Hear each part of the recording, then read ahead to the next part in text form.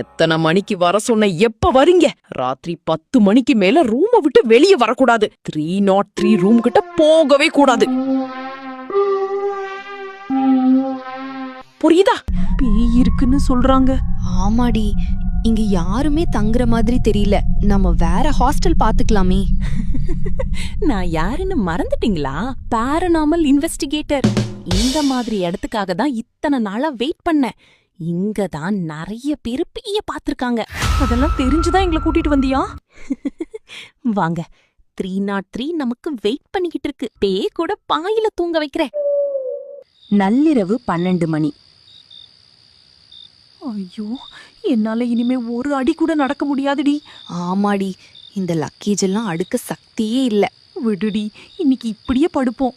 நாளை காலையில ஒழுங்கா அடுக்கிக்கலாம்.